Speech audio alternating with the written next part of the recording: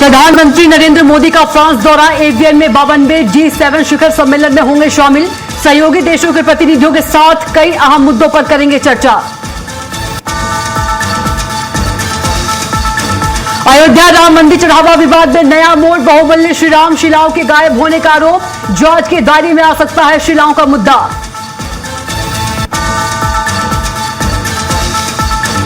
प्रयागराज में परिवार के 3 लोगों की हत्या, हमलावरों ने दौड़ा कर की वारदात, घर के अंदर खून से लथपथ मिली लाशें।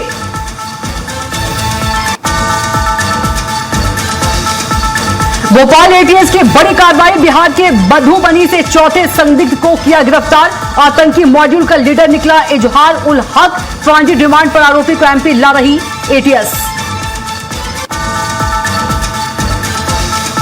नर्मदापुरम में मटकुली के पास भीषण सड़क हादसा, ओवरटेक के दौरान पेड़ से टकराई बोलेरो, हादसे में पति पत्नी समेत 5 की मौत, 7 घायल। नमस्कार, न्यूज 360 में आप सभी का स्वागत है। मैं हूं आपके साथ कविता पांडे। बुलेटिन की शुरुआत बड़ी खबर के साथ करेंगे, जहां लखनऊ के ऐशबाग रेलवे स्टेशन पर मिली बम की सूचना। तो बड़ी खबर आपको बता दें, मंगलवार दोपहर अचानक सूचना मिलने से बता दें कि भारी अफरा तफरी मच गई। रेलवे प्रशासन और सुरक्षा एजेंसियों हुई तत्काल पूरी तरह से सक्रिय। प्लेटफॉर्म नंबर 1 पर चलाया जा रहा है व्यापक तलाशी अभियान। तो मौके पर आरपीएफ, जीआरपी और डॉग स्क्वाड की टीमें तैनात। बता दें कि यात्रियों के सामान और संदिग्ध वस्तुओं की बारीकी से जांच की जा रही है। तो बड़ी खबर आपको बता रहे हैं, बता दें कि यात्रियों के सामान और संदिग्ध वस्तुओं की बारीकी से जांच जारी है। अगली बड़ी खबर का रुख करेंगे, जहां अयोध्या में राम मंदिर चढ़ावा विवाद में नया मोड़ अब सामने आया है। चढ़ावे में गड़बड़ी के आरोपों के बाद अब बहुमूल्य श्रीराम शिलाओं के गायब होने का दावा किया जा रहा है। आरोप है कि राम मंदिर आंदोलन के दौरान देश विदेश से प्राप्त करीब 1250 बहुमूल्य श्रीराम शिलाओं का स्पष्ट हिसाब मौजूद नहीं है। इनमें सोने, चांदी, रत्न और हीरे जड़ी शिलाएं शामिल बताई जा रही हैं। शिलाओं के रिकॉर्ड और निगरानी व्यवस्था पर सवाल उठ रहे हैं। मामले को लेकर चर्चाएं अब तेज हैं और जांच होने पर यह मुद्दा भी दायरे में आ सकता है। तो अगली खबर का रुख करेंगे, जहां लखनऊ में D3 त्रिवेणी कार्यक्रम के दौरान मुख्यमंत्री योगी आदित्यनाथ ने माफियाओं के खिलाफ सरकार की सख्त कार्रवाई का उदाहरण साझा किया है। सीएम ने बताया कि एयरपोर्ट के पास 120 एकड़ जमीन पर अवैध कब्जे की सूचना मिलते ही तत्काल कार्रवाई के निर्देश दिए गए। दस्तावेजों की जांच के बाद मामले में एफआईआर दर्ज कर बुलडोजर कार्रवाई शुरू की गई। मुख्यमंत्री के अनुसार कार्रवाई शुरू होते ही कब्जाधारी ने सरेंडर कर जमीन सरकार को सौंप दी। सीएम योगी ने कहा कि प्रदेश में कानून का राज सर्वोच्च प्राथमिकता है और माफियाओं के खिलाफ अभियान लगातार जारी रहेगा।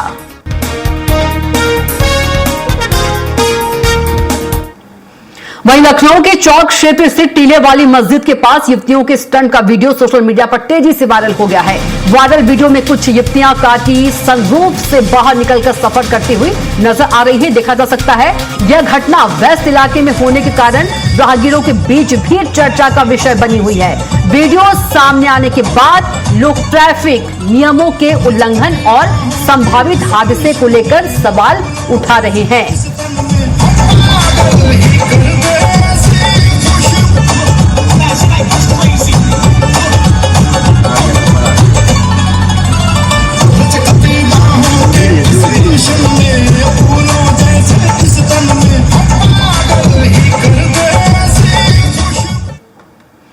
वहीं प्रयागराज के कुकुर कटवा गांव में ट्रिपल मर्डर से सनसनी फैल गई। गांव में एक ही परिवार के 3 लोगों की बेरहमी से कत्ल कर दिया गया। घर के बाहर चारपाई पर सो रहे एक बुजुर्ग और 2 महिलाओं की अज्ञात हमलावरों ने हत्या कर दी। हत्या की खबर से गांव में हड़कंप मच गया। सूचना पर पुलिस और वरिष्ठ अधिकारी मौके पर पहुंचे। शवों को पोस्टमार्टम के लिए भेजा गया है। फिलहाल हत्या के कारणों का खुलासा नहीं हो सका है। पुलिस मामले की जांच कर रही है।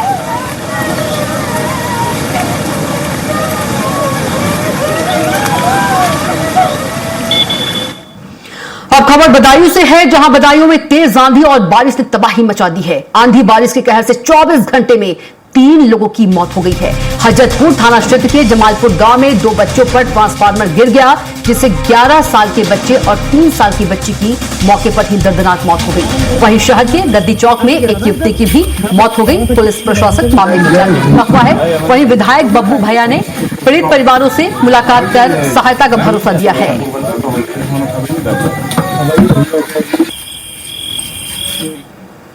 वहीं बाराबंकी में मजदूरों से भरी पिकअप पलट गई। बता दें कि हादसे में 10 घायल हुए हैं। 3 की हालत नाजुक बताई जा रही है।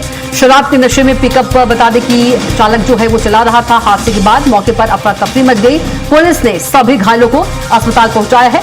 लखनऊ अयोध्या हाईवे की घटना आपको बता रहे हैं।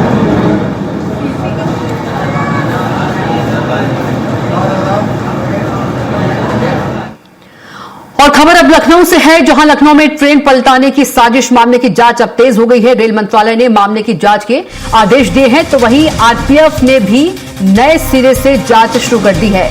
आरपीएफ ने कई सुरक्षा एजेंसियों से संपर्क किया है। इसके साथ ही जांच एजेंसियां मोबाइल नंबरों का रिकॉर्ड खंगाल रही है।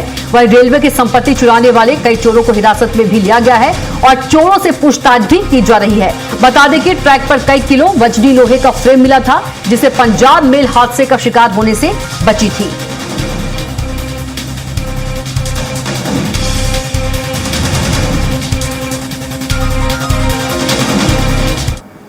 वहीं कुशीनगर में केंद्र सरकार के 12 साल पूरे होने पर प्रभारी मंत्री दारा सिंह चौहान ने प्रेस वार्ता कर उपलब्धियों बता दें कि सरकार की उपलब्धियां गिनाई। उन्होंने कहा कि प्रधानमंत्री नरेंद्र मोदी के नेतृत्व में देश ने आर्थिक, सामाजिक और वैश्विक स्तर पर उल्लेखनीय प्रगति की है।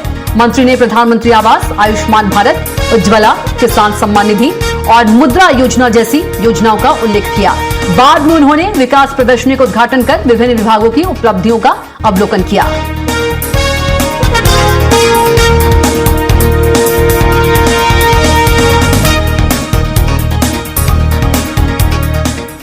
पिछले 12 वर्षों में मोदी सरकार ने 90 से अधिक नए हवाई अड्डे बनाए हैं, जो आज कुल 164 हवाई अड्डे हैं।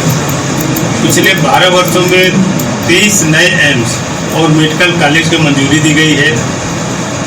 और इस तरीके से माननीय प्रधानमंत्री का जो सोच है, आज जो सड़कों का जाल पूरी तरीके से प्रदेश से बिछ गया है। आज जिस तरीके से एक्सप्रेस वे हमारे लिए वो सपना था, हम लोग दूसरे स्टेट में जब जाते थे, कहीं महाराष्ट्र साउथ में तुमको एक्सप्रेस दिखता था। आज आप देख लीजिए पूर्वांचल से लेकर के बुंदेलखंड, गंगा एक्सप्रेस वे आज 7 तो हमारे पूरे एक्टिव है, जो सक्रिय हैं, जिस पर हम आसानी से कम दूरी, कम समय में ज़्यादा दूरी कर सकते हैं। और जितने सड़कों का जाल बिछ रहा, मैं तो बधाई देता हूँ माननीय मुख्यमंत्री जी को कि जिस तरीके से माननीय मुख्यमंत्री ने अपने जनप्रतिनिधियों के द्वारा हर गांव से प्रस्ताव मंगा करके, अभी मुझे लगता है कल ही माननीय मुख्यमंत्री जी ने इसको गोरखपुर मंडल की समीक्षा की है। और क्वालिटी वाइज, क्वालिटी से कोई समझौता नहीं। इस तरीके की सड़कें जो बन रही है, ये भी इसके आप सीधे पूरी तरीके से गवाह हैं।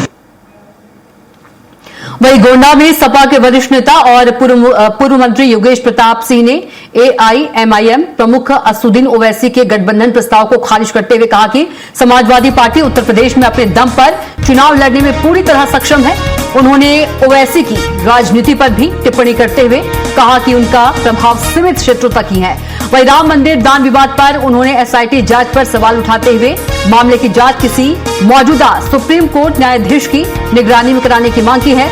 उन्होंने कहा कि पूरे प्रकरण की निष्पक्ष जांच जरूरी है ताकि सच्चाई सामने आ सके। उत्तर प्रदेश की सरकार ने जो लीपापोती की है, एसआईटी की जांच करके एसआईटी बना के, हम उसका विरोध करते हैं। एसआईटी में कभी कोई सही बात नहीं। कौन बनाएगा? मंडल आयुक्त? कौन है? आईजी? कौन लेखा अधिकारी? अगर उत्तर प्रदेश सरकार साफ मन से है तो वर्तमान सुप्रीम कोर्ट के किसी वर्तमान न्यायाधीश से उसकी जांच होनी चाहिए। तो बहुत बड़ा मुद्दा है, देश की अस्मिता को कहीं न कहीं छूने वाला मुद्दा।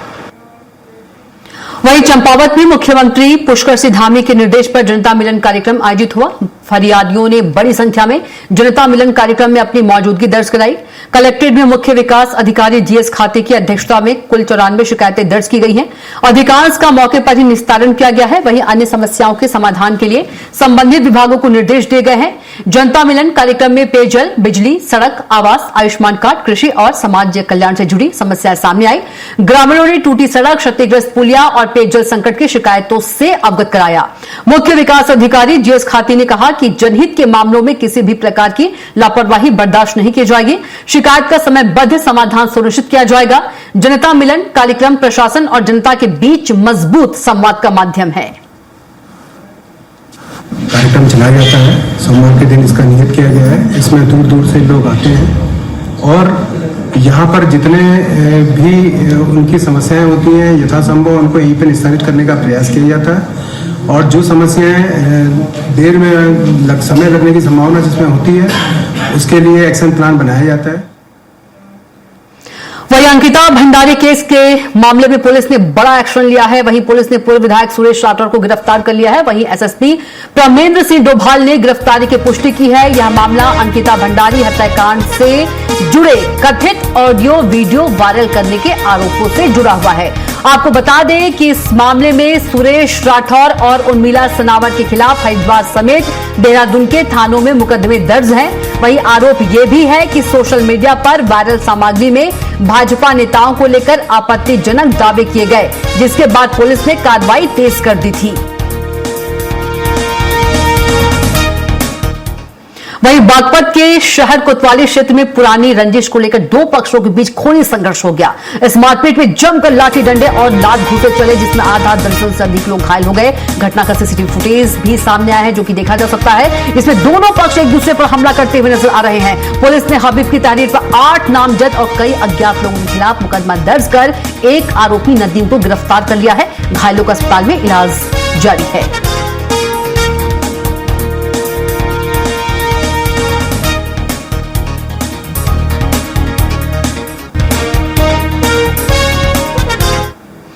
वहीं हरिद्वार में पीएम मोदी के कार्यकाल के 12 साल पूरे होने पर सरकार और पार्टी के नेता 12 साल की उपलब्धियां गिना रहे हैं। वहीं जिला प्रभारी मंत्री सतपाल महाराज ने प्रेस वार्ता की। उन्होंने 12 साल की केंद्र सरकार की उपलब्धियों को सामने रखा। वहीं सतपाल महाराज ने बताया कि इन 12 सालों में देश भर में अभूतपूर्व विकास हुआ है। पीएम मोदी के नीतियों ने हर वर्ग को फायदा पहुंचाया है। उन्होंने कहा कि उत्तराखंड राज्य की जनता को भी विशेष तौर पर कई बड़ी योजनाओं की सौगात दी है किया है और इसमें एलिवेटेड ट्रैक जो है और इसके साथ साथ जन जन की सरकार जनता के द्वार कार्यक्रम के अंदर जो है बड़ी सफलता हमें प्राप्त हुई, जिसमें 58 शिविर हमारे आयोजित हुए हैं और लगभग 1950 शिकायतों का निस्तारण किया गया है। वहीं चंपावत जिले में मतदाता सूची के विशेष गहन पुनरीक्षण अभियान को गति देने के लिए प्रशासन लगातार काम कर रहा है। भारतीय निर्वाचन आयोग और मुख्य निर्वाचन अधिकारी उत्तराखंड के निर्देशों के तहत गणना प्रपत्रों के डिजिटलाइजेशन का कार्य युद्ध स्तर पर जारी है। इस सिलसिले में पूर्णागिरी तहसील कार्यालय में जिलाधिकारी मनीष कुमार प्रशिक्षण कार्यक्रम रखा। बीएलओ, सुपरवाइजर, सेक्टर मजिस्ट्रेट और एआईआरओ को डिजिटल फीडिंग की तकनीकी बारीकियों की जानकारी दी। जिलाधिकारी ने निर्देश दिए कि सभी प्रपत्रों की एंट्री पूरी शुद्धता के साथ की जाए। किसी भी त्रुटि की स्थिति में तत्काल मार्गदर्शन ले। प्रशासन ने प्रतिदिन 100 फॉर्म डिजिटाइज करने का लक्ष्य तय किया है। बुके कॉल के माध्यम से प्रवासी मतदाता ऑनलाइन अपनी जानकारी दर्ज कर गणना प्रपत्र जमा कर सकेंगे। जैसा आप सभी विदित हैं, भारतीय निर्वाचन आयोग एवं मुख्य निर्वाचन अधिकारी उत्तराखंड के दिशा निर्देशों के क्रम में हमारे यहाँ जो है विशेष गहन पुनरीक्षण जो है SIR की कार्रवाई प्रारंभ है। तो अभी जो BLOs हैं वो घर घर जाकर के जो इन्यूमरेशन फॉर्म उनका वितरण कर रहे हैं। अब प्रारंभिक 10 दिनों में ये वितरण का कार्य पूर्ण होना है और अभी किसी तक हम लोगों ने 80% से ज़्यादा फॉर्म जो है वितरित कर दिए हैं। संभवतः कल के दिन ये हमारे जो कार्य है ये पूर्ण भी हो जाएगा और साथ ही हम लोगों ने लगभग 3-4% के आसपास जो इन्यूमरेशन फॉर्म आने थे। वहीं रुड़की में कश्यप समाज ने सम्मान समारोह आयोजित किया। नगर निगम सभागार में हाई स्कूल और इंटरमीडिएट बोर्ड परीक्षाओं के मेधावी छात्र छात्राओं को सम्मानित किया गया। कश्यप समाज के वरिष्ठ जनों ने उत्कृष्ट प्रदर्शन करने वाले विद्यार्थियों को ट्रॉफी और सम्मान पत्र दिया। कार्यक्रम में वक्ताओं ने कहा कि शिक्षा समाज के विकास की सबसे मजबूत नींव है। प्रतिभाशाली बच्चों को प्रोत्साहन मिलने से उनका आत्मविश्वास बढ़ता है। वहीं व्यापार मंडल अध्यक्ष अरविंद कश्यप ने कहा कि बच्चों की मेहनत पूरे समाज का नाम रोशन करती है। ऐसे सम्मान समारोह उन्हें आगे बढ़ने की प्रेरणा देते हैं। सम्मान समारोह में समाज के पदाधिकारियों ने भविष्य में शिक्षा को बढ़ावा देने के लिए आयोजन जारी रखने की बात कही है। सबसे पहले तो सभी मीडिया बंधु का बहुत बहुत आभार जो आप अपना टाइम निकाल कर यहाँ पर आए। आज हमारे छोटे भाई अंकुश राज कश्यप जी ने ये जो बच्चों को उत्साहित करने का प्रोग्राम था, ये पहली बार रुड़की में हुआ है। वैसे हम भी करते रहते हैं 5 अप्रैल को महर्षि कश्यप जयंती पर, मगर आज ये जैसे बच्चों का एग्जाम होता है उनमें भी एक नया उत्साह होता है कि हमें कोई सम्मानित करें। वहीं सितारगंज में राष्ट्रवादी पसमाना मुस्लिम मंच के प्रदेश संयोजक तस्लीम अंसारी ने प्रेस वार्ता की। उन्होंने कहा कि नगर पालिका क्षेत्र में बिना भेदभाव के समस्त वार्डों में विकास कार्य हो रहे हैं। वहीं नगर पालिका अध्यक्ष और कैबिनेट मंत्री के नेतृत्व में विभिन्न वार्डों के लिए 7 करोड़ रुपए से 52 नई सड़क बनाई जा रही है। उन्होंने पूर्व नगर पालिका के प्रत्याशी के लगाए आरोप को गलत बताया। वार्ड नंबर 6 के अंदर भी कम से कम अब तक उनके कार्यकाल में 25 से 30 वोट मुस्लिम इलाके बढ़ गए। अभी ये यहाँ नमाज को आते पूरे यहाँ शहर के लोग नमाज को आते वार्ड नंबर 6 में 5 की इंटरकॉलेज की जो रोड है उसके पीछे होके जाते हैं, कीचड़ पानी हो जाती है वहाँ पर, तो उस रोड को भी पास किया उन्होंने। अब उस जनाजे घर का था, सब लोग गए थे, जितने कमेटी के लोग थे सब लोग गए थे, तो उन्होंने मंत्री हुआ कि तुरंत तत्काल में उसका एस्टीमेट उन्होंने आगे वो सब पास कराया। में भी काफ़ी काम हुए हैं। उन्होंने कभी भेदभाव कभी नहीं करा। जब भी उनसे कहा जनाजे घर का भी एक टेंडर होने वाला 37 लाख का, उन्होंने कहा बहुत जल्दी हो जाएगा ये टेंडर। ऐसा कुछ नहीं है, गलत आरोप लगा रहे हैं। आरोप भी वो लगा रहे हैं जो दिन रात एसी में बैठते हैं, चंद दिनों से राजनीति में आ गए और चंद दिनों से जनता से मिले। जब चुनाव आता है तो ऐसे लोग बाहर क्यों निकलते हैं? वैसे 5 साल तक कहाँ रहते हैं, जनता में आते नहीं है। और इस्लाम नगर में भी काफ़ी काम हुए हैं। उन्होंने चंद दिनों में पालिका क्षेत्र में विकास कार्य धरातल पर दिखेगा। शहर में 52 रोडों पर लगभग 7 करोड़ की लागत से 7 करोड़ लागत से बनकर तैयार हुआ। पूर्व प्रत्याशी द्वारा शहर में लोगों को भ्रमित किया जा रहा है, लेकिन शहर की जनता सब जानती है। माननीय सुखदेव सिंह जी और माननीय कैबिनेट मंत्री के द्वारा सभी क्षेत्रों में भेदभाव से के ऐतिहासिक विकास कार्य किए जा रहे हैं। वहीं नैनीताल के बाबा नीम करोली महाराज का स्थापना दिवस धूमधाम के साथ मनाया जा रहा है। वहीं कैची धाम आश्रम में 54वें स्थापना दिवस पर बड़ी संख्या में श्रद्धालुओं का सैलाब उमड़ पड़ा है। वहीं कैची धाम आश्रम में सुबह आरती के बाद प्रसाद वितरण शुरू हो गया, जहां भक्तों ने कतार में लगकर प्रसाद लिया। वहीं मंदिर के भीतर किसी को भी रुकने की अनुमति नहीं रही। वहीं प्रशासन और पुलिस की कड़ी व्यवस्था के चलते भक्तों को आसानी से बाबा के दर्शन हो गए। आपको बता दें कि कैची धाम में बाबा के दर्शन को लेकर 2 किलोमीटर तक लंबी कतारें लगी रही।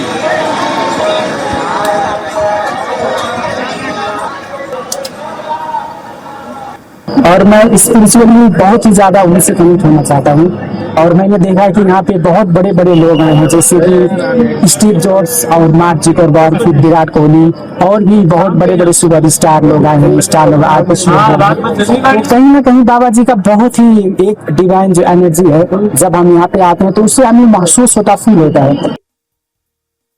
ताकि श्रद्धालुओं को किसी प्रकार की असुविधा न हो। और बाबा महाराज की कृपा से जो भी यहाँ फैसिलिटी बन पड़ती है उसको करने की पूरी कोशिश करते हैं। आज का तो हर चीज चमत्कारी है, इतने लोग का आना जाना और आराम से सब चीज हो जाना, एक छोटी सी जगह में इतना बड़ा आयोजन। उत्तर प्रदेश, हरियाणा, राजस्थान से आने वाले जो श्रद्धालु हैं उनके लिए जो ट्रेनें हैं वो श्रद्धालुओं से भरी आ रही हैं। तो हल्द्वानी, काठगोदाम, नरीमन क्षेत्र में पार्किंग्स की व्यवस्था है और वहां से शटल सेवा के माध्यम से श्रद्धालुओं को यहाँ श्री कैची धाम तक पहुंचाया जा रहा है। वहीं चंपावत जिले को बनबसा क्षेत्र में एक मेडिकल प्रतिष्ठान संचालक पर नाबालिग बालिका के साथ दुष्कर्म के प्रयास का आरोप लगा है। पीड़िता के परिजनों की शिकायत पर पुलिस ने तुरंत कार्रवाई करते हुए आरोपी के खिलाफ पॉक्सो एक्ट समेत कई धाराओं में मामला दर्ज किया है। मामले की जानकारी सामने आते ही क्षेत्र में लोगों का आक्रोश बढ़ गया है। कई सामाजिक और हिंदूवादी संगठनों के कार्यकर्ताओं ने आरोपी के खिलाफ सख्त कार्रवाई की मांग को लेकर प्रदर्शन किया। जनता के बढ़ते विरोध को देखते हुए प्रशासन ने आरोपी के मेडिकल स्टोर को सील कर दिया है। वहीं पुलिस ने आरोपी को गिरफ्तार कर न्यायालय में पेश किया, जहां से उसे न्यायिक अभिरक्षा में जेल भेज दिया गया है।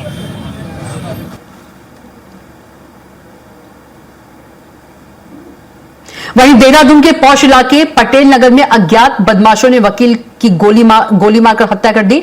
वहीं घटना के दौरान मौके पर ही एडवोकेट ने दम तोड़ दिया। वहीं घटना के बाद जहां पूरे इलाके में दहशत का माहौल है, वहीं क्षेत्र के लोगों में भारी गुस्सा है। वहीं घटना से गुस्साए क्षेत्रवासियों और परिजनों ने आरोपियों की गिरफ्तारी की मांग की है। वहीं घटना की सूचना मिलते ही पुलिस मौके पर पहुंच गई। पुलिस ने क्षेत्रवासियों और परिजनों को समझाइश के बाद शव को पोस्टमार्टम के लिए भेज दिया है।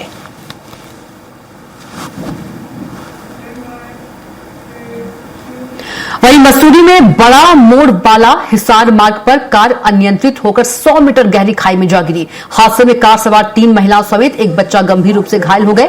घटना की सूचना मिलने पर पुलिस ने मौके पर पहुंचकर राहत बचाव अभियान चलाया। स्थानीय लोगों की मदद से पुलिस ने कड़ी मशक्कत से घायलों को खाई से बाहर निकालकर उप जिला अस्पताल पहुंचाया। प्राथमिक उपचार के बाद डॉक्टर्स ने गंभीर घायलों को बेहतर इलाज के लिए देहरादून हार्ट सेंटर रेफर किया है। पुलिस के मुताबिक खड़ी चढ़ाई पर कार अनियंत्रित होकर खाई में गिर गई। फिलहाल मामले की जांच की जा रही है। गाड़ी में बैठने के बाद ये लोग जैसे चढ़ाई पे गाड़ी स्पीड से लेके गए और उनके वहां से सीधे गाड़ी सीधे वहां पर सीधे नीचे को कुश्ते से नीचे चले गई थी। फिर ये हमको एक लेडी गाड़ी के अंदर मिली, एक लेडी हमको राइट हैंड साइड पे झाड़ी के नीचे मिली और बच्चा बैठा हुआ था, गाड़ी से बाहर निकला हुआ था तो वहां पर ठीक था। बच्चे के सर पे चोट लगी हुई थी, बाकी 2 की पांव की हड्डी टूटी हुई है। वहीं देहरादून के पटेल नगर में युवक की हत्या से सनसनी फैल गई। वहीं पुलिस ने हत्या की गुत्थी सुलझाते हुए महज 10 घंटे में आरोपी को गिरफ्तार कर लिया। मृतक के छोटे भाई शाहिद हारून ने हत्या की वारदात को अंजाम दिया था। पुलिस के मुताबिक आरोपी नशे और फिजूल खर्ची का आदी है। कुछ दिन पहले उसने पिता के खाते से करीब 10 लाख रुपए निकालकर खर्च कर दिए थे। इसी वजह से बड़े भाई सोहेल ने उसकी पिटाई कर दी थी। रंजिश के चलते आरोपी शाहिद हारून ने देशी पिस्टल से सोहेल की गोली मारकर हत्या कर दी थी। पुलिस को गुमराह करने के लिए आरोपी ने अज्ञात हमलावरों की कहानी गढ़ी और शव को हाईवे पर रखकर जाम लगाया था। पुलिस ने हत्या में इस्तेमाल देशी पिस्टल बरामद कर हाईवे जाम लगाने वालों के खिलाफ मुकदमा दर्ज किया है। जो हत्या हुई है वो सोहेल हारून नाम के एक व्यक्ति की हुई थी, जिसको घर के अंदर ही कमरे में गोली मारी गई थी। उसका जो भाई और जो उसमें मौके का गवाह भी था, उसका नाम शाहिद है। उसके द्वारा पुलिस को ये बताया गया कि किसी व्यक्ति द्वारा उसके घर में घुस के उसके भाई की हत्या की गई है और उसके बाद वो वहाँ से फरार हो गया। इस बात को लेके कुछ लोगों द्वारा क्राइम सीन से जो डेड बॉडी है वो हटा के सड़क पर भी रख दी गई थी, जिससे काफ़ी लोगों को असुविधा भी हुई थी। मौके पर हम सभी लोग गए थे। इसी के साथ फिलहाल के लिए बुलेटिन में इतना ही। आप देखते रहिए न्यूज़ 360। नमस्कार।